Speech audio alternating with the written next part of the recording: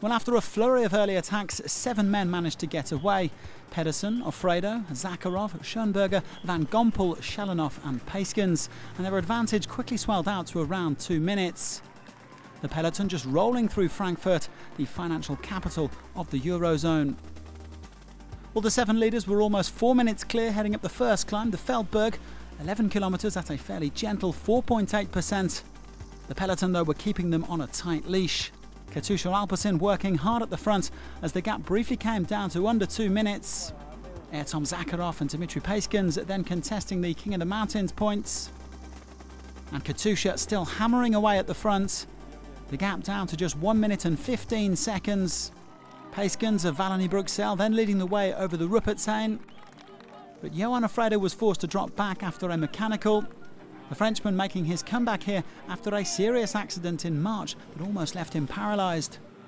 Well, just as it looked to be all coming together again, Shelanov and Paiskens kicked on, and they were soon joined by 4 other riders: François Bidard, Davide Ballerini, Geoffrey Soup and Christian Sparagli.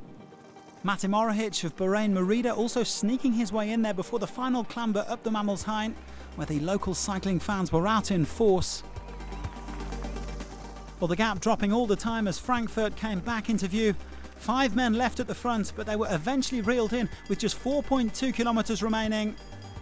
Bora Hansgrohe in control and teeing up the bunch sprint, and in the end it was their man Ackermann who got there first. The German champion somehow squeezing past Davide Cimolai to take the win ahead of Degenkolb and Christoph.